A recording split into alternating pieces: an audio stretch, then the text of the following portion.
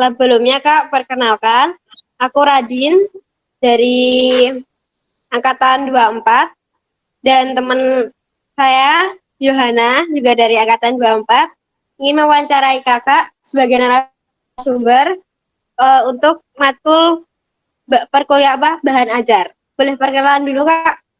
Oke, baik. Sebelumnya, halo Radin dan Yohana, selamat malam. Baik, perkenalkan, nama saya Valentinus Rama Saputra, biasa dipanggil Rama. Saya kebetulan dari Angkatan 2021 Pendidikan Bahasa dan Sastra Indonesia. Oke. Untuk pertanyaan yang pertama, menurut Kakak, apa sih pengertian dari bahan ajar? Oke, jadi bahan ajar itu adalah segala bentuk materi dengan dasar judulnya saja bahan ataupun ajar, bahan ajar. Jadi misalkan bahan ajar itu adalah segala bentuk yang menjadi satu kesatuan materi, baik berupa itu bisa gambar, tulisan, ataupun audio yang terbentuk menjadi suatu multimedia yang disusun secara sistematis untuk proses pembelajaran, di mana ini untuk membantu guru maupun siswa dalam menyampaikan pembelajaran dan memudahkan siswa dalam memahami materi, sehingga dalam proses pembelajaran itu akan bisa berlangsung secara efektif karena adanya bahan ajar tadi, kurang lebih seperti itu. Oke. Untuk pertanyaan yang kedua, mengapa bahan ajar memiliki peran penting dalam proses pembelajaran di kelas?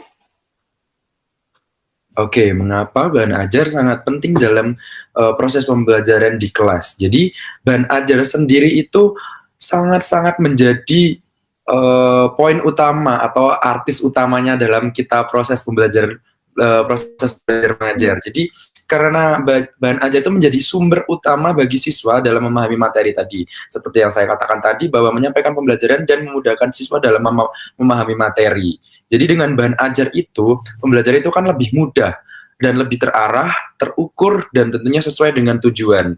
Sesuai dengan tujuan apa? Tujuan pembelajarannya, yang disesuaikan dengan tema, ataupun disesuaikan dengan fase, maupun fase A, B, C, D, E, F, dan sebagainya, dengan tingkatan-tingkatan yang tertentu. Nah, selain itu, bahan ajar sendiri itu juga dapat membantu guru dalam mengelola waktu, karena dalam satu pelajaran itu ada berbagai macam waktu atau JP yang dinamakan JP jam pelajaran. Satu JP ada yang terdiri dari 30 menit, 35 menit, atau 40 menit yang nantinya akan dikelola oleh guru itu sendiri menggunakan bahan ajar sehingga proses pembelajaran dan pemahaman itu akan dapat berlangsung secara efektif. Jadi dengan adanya bahan ajar itu menyajikan materi secara langsung, secara runtut, lalu serta memberikan pengalaman belajar yang tentunya lebih menarik bagi siswanya dalam proses pembelajaran, sehingga pembelajaran itu tidak hanya itu-itu saja, tidak monoton saja, tetapi memberikan sesuatu hal yang sangat menarik dan menumbuhkan minat dan kebutuhan belajar siswa, seperti itu. Oke. Nah, Kakak kan udah PLPPP. Ya, Mana proses Kakak menyusun bahan ajar selama PLP? Atau apakah Kakak membuat bahan ajar sendiri atau menggunakan bahan ajar yang sudah ada? Oke, baik. Terkait dengan menyusun bahan ajar selama PLP, dan kebetulan sekarang saya juga mengajar sebagai guru SMP di salah satu yayasan Katolik di Madiun. Jadi untuk membuat bahan ajar sendiri itu sangat tergantung kita ya. Kalau misalkan kita memiliki satu bahan ajar yang kita bisa kembangkan, nanti kita bisa kembangkan sendiri. Terlebih karena kita menyesuaikan dengan kurikulumnya. Kurikulum yang sekarang kita pakai adalah kurikulum Merdeka, dan itu nanti akan disesuaikan dengan kebutuhan siswanya. Nah, biasanya dengan memadukan bahan ajar yang sudah ada, misalkan dari buku paket, biasanya dari pihak sekolah sudah menyediakan buku paket, entah itu melalui buku cetak ataupun e-book, jadi nanti kalian bisa buat sendiri bahan ajarnya, seperti PowerPoint, menggunakan LKPD, ataupun media-media interaktif. Dan kalian bisa menggunakan atau memanfaatkan Canva, ataupun menggunakan media-media yang lain yang nantinya disesuaikan dengan kebutuhan siswanya sendiri dan disesuaikan dengan kondisi kelas, apalagi tergantung dengan karakteristik siswa. Karena di dalam suatu kelas itu biasanya terdiri dari berbagai macam karakter-karakter yang tentunya dalam proses pembelajarannya harus tidak hanya disesuaikan dengan satu ataupun dua orang, tapi harus disesuaikan dengan kebutuhan semuanya masing-masing. Terlebih pada visual, audiovisual, read and write, maupun kinestetik. Karena mereka memiliki kebutuhan yang berbeda-beda. Ada yang suka membaca, ada yang suka melihat, ada yang suka mendengarkan, ada juga yang suka mereka melakukan sebuah praktek, melakukan inovasi-inovasi seperti membuat kerajinan dari tangan ataupun membuat pamflet yang nantinya mereka hias seperti itu. Jadi menyusun bahan ajar itu disesuaikan dengan kondisi sekolah belajar siswanya seperti itu. Menurut Kak, apakah bahan ajar sudah cukup aktif terhadap perkembangan teknologi dan kebutuhan siswa saat ini? Menurut saya sendiri terkait dengan bahan ajar yang sangat efektif dalam proses pengembangannya ya, itu karena disesuaikan dengan teknologi-teknologi sekarang. Misalkan adanya e-modul, kita bisa mengakses e-learning, menggunakan mungkin akses seperti Google Class seperti itu dan video pembelajaran ataupun aplikasi-aplikasi pembelajaran di situ tentunya pasti banyak sekali bahan ajar atau sifat tradisional dan akhirnya terlihat kurang efektif. Jadi mungkin kita bisa kembangkan karena efektivitasnya itu nanti akan lebih baik jika bahan ajar itu dikombinasikan, kreativitaskan karena kita sebagai guru itu bisa membangun mood siswa untuk belajar, semangat atau minat belajar supaya nanti lebih sesuai dengan kebutuhan siswa zaman sekarang yang sesuai dengan teknologi terlebih dengan dunia digital karena mereka lebih tertarik menggunakan gadget, menggunakan laptop, ataupun menggunakan internet yang berbasis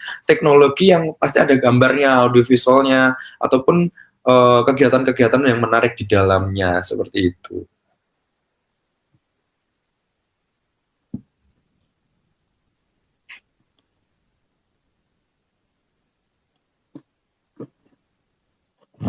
Gitu, Nadi.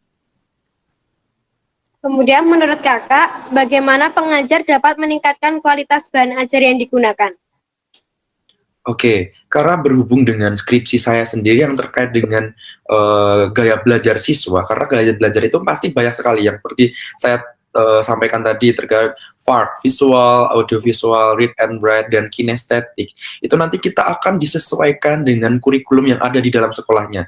Jadi bahan ajar itu disusun sesuai dengan usianya, tingkatannya, lalu minat belajar siswanya, kebutuhan siswanya, lalu tentang kebutuhan dan karakter siswa. Kebutuhan karakter siswa itu sangat penting sekali karena ya itu tadi, siswa itu memiliki pembelajaran yang beragam sekali ya tentunya yang disusun dengan usia, tingkat berpikir dan minatnya dan dalam kesesuaian kurikulum tadi di atas itu bahwa memiliki harus sesuai dengan capaian pembelajarannya ataupun disesuaikan tujuan pembelajarannya gitu ya. Jadi kalau misalkan terkait dengan kebutuhan dan karakter siswa itu juga harus disesuaikan juga. Selain itu juga tentang kreativitas dan inovasi. Ketika kita mengembangkan bahan ajar itu harus memadukan dengan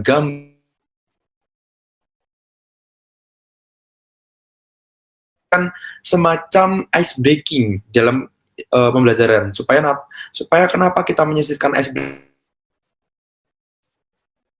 breaking, mereka terkadang kok Pak nih Pak saya masih benar-benar tidak bisa memahami breaking kalian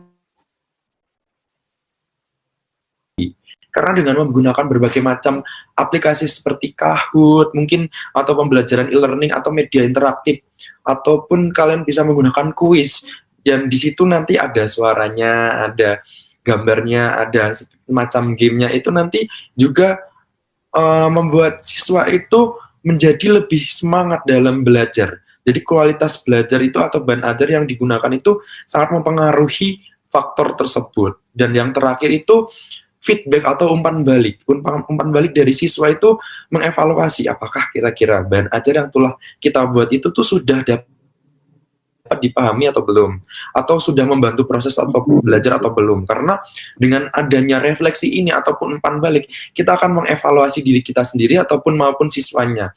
Jadi kedepannya setelah kita menyampaikan materi pembelajarannya, mungkin mereka akan lebih paham lagi dengan konsep yang lebih tertata, ataupun mereka ternyata kita bisa membacanya bahwa anak ini lebih cenderung suka untuk belajar hal yang berbau praktek ataupun berbau dengan visual, audiovisual. Seperti itu, Radin dan Yuhana. Oke.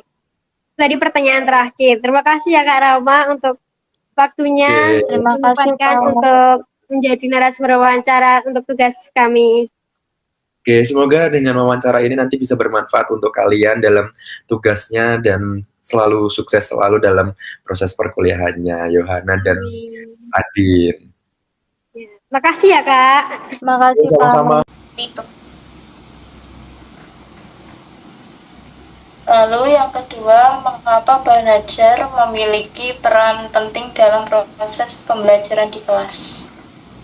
Baik, kenapa bahan ajar penting untuk kelas? Yang pertama, seperti yang saya katakan tadi, bahan ajar ini dapat memudahkan siswa dalam mempelajari materi dan memahami materi yang guru sampaikan. Yang kedua, agar pembelajaran ini dapat terarah dengan benar serta bisa memudahkan guru dalam mengajar juga. Jadi tidak hanya omong saja, tapi ada bahan ajar atau sumber belajar yang digunakan, sehingga siswa dapat memahami pelajaran-pelajaran yang guru sampaikan dengan lebih mudah lagi. Seperti itu.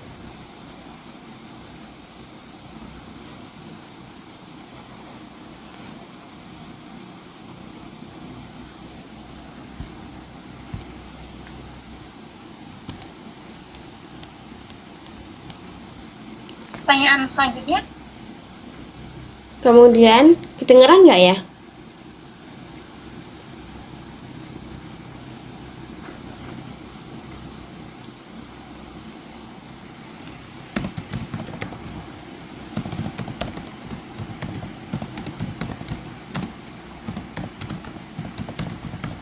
Oke, pertanyaan selanjutnya Kak, bagaimana proses Kakak dalam menyusun bahan ajar selama PLP? Apakah ada membuat bahan ajar sendiri atau menggunakan bahan ajar yang sudah ada? Baik, selama PLP saya tidak membuat bahan ajar sendiri, tapi saya mencari bahan ajar yang sudah ada. Lalu saya memberikan bahan ajar yang sesuai dengan karakteristik peserta didik.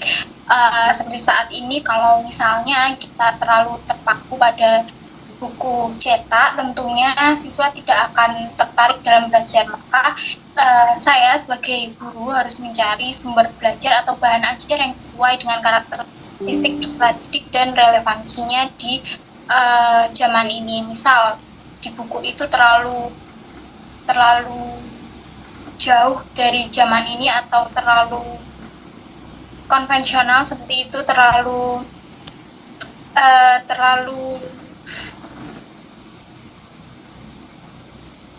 teksnya misal tentang hal-hal yang sudah tidak digunakan lagi di zaman ini, maka saya ganti menjadi misal ada teks tentang Mass Rapid Transit atau MRT. Nah, itu akan lebih mudah dipahami oleh siswa daripada saya mengambil teks tentang becak dan sebagainya. Jadi saya sesuaikan dengan kondisi saat ini, dengan kesehariannya, maka bisa relevan gitu, bisa kontekstual seperti itu.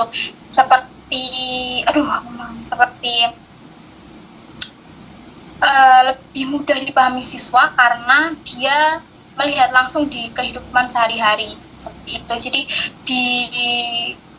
disesuaikan dengan kebutuhan siswa dan disesuaikan dengan keseharian siswa agar siswa mudah memahami teks-teksnya dan berguna untuk kehidupan sehari-hari. Jadi saya tidak membuat bahan ajar sendiri, tapi saya mensortir agar bahan ajar yang diberikan itu sesuai dengan kehidupan sehari-hari. Saya menggunakan bahan ajar yang sudah ada, tapi dipilah-pilih sesuai dengan karakteristik peserta didiknya. Oke, pertanyaan selanjutnya, menurut Kakak, bagaimana pengajar dapat meningkatkan kualitas bahan ajar yang digunakan? Faktor apa saja yang digunakan? Ini maksud pertanyaannya gimana? Untuk meningkatkan, gimana maksudnya?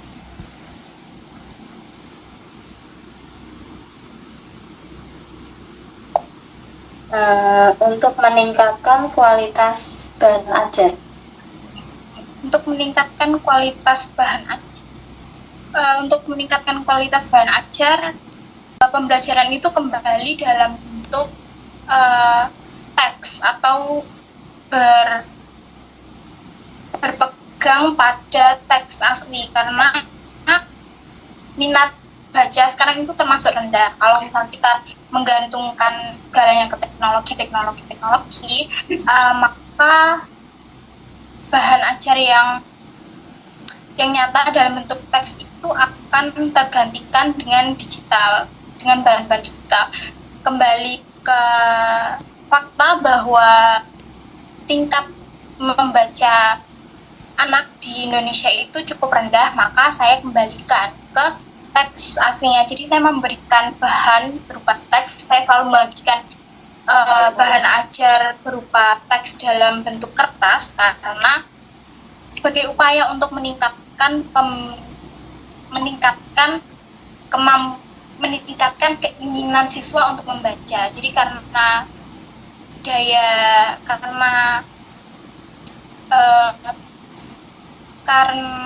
tingkat membaca sekarang ini sangat rendah, maka saya kembalikan ke dalam bentuk teks-teks seperti itu.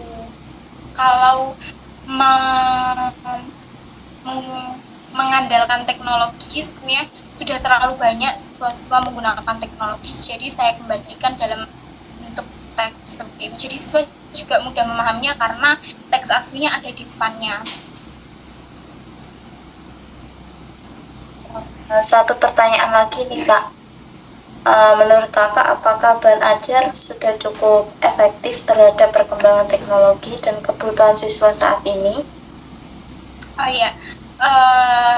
Kebutuhan siswa saat ini menurut saya sudah cukup memadai, karena siswa ini memiliki gaya belajarnya masing-masing, ada yang visual, audiovisual, kinestetik dan sebagainya. Nah, dengan bantuan teknologi tentunya akan memfasilitasi siswa dalam memadai gaya belajarnya. Jadi menyesuaikan dengan gaya belajar siswa masing-masing. Misal ada siswa yang lebih mudah memahami bahan ajar dalam bentuk visual, maka kita dapat memfasilitasinya dalam bahan ajar bentuk visual, audiovisual. Saat ini banyak sekali bahan-bahan ajar di YouTube yang memadai hal itu. Lalu untuk kinestetik, saya kemarin sempat membawa pot ke dalam kelas. Nah, itu dapat memfasilitasi siswa untuk dia mengeksplor cara belajarnya, menyesuaikan dengan gaya belajarnya agar lebih mudah dipahami. Teknologi tentu saja membantu siswa dalam belajar, apalagi sekarang dengan media-media belajar yang lainnya seperti ruang guru, lalu sekarang banyak sekali aplikasi kuis-kuis dan sebagainya. Itu tentu saja memberikan wadah yang besar bagi siswa agar mereka mampu belajar dengan lebih fleksibel lagi, menyesuaikan dengan gaya belajarnya. Baik Kak Alia, terima kasih untuk wawancara hari ini. Mohon maaf bila mengganggu waktunya ya Kak. Oke. Terima kasih Kakak.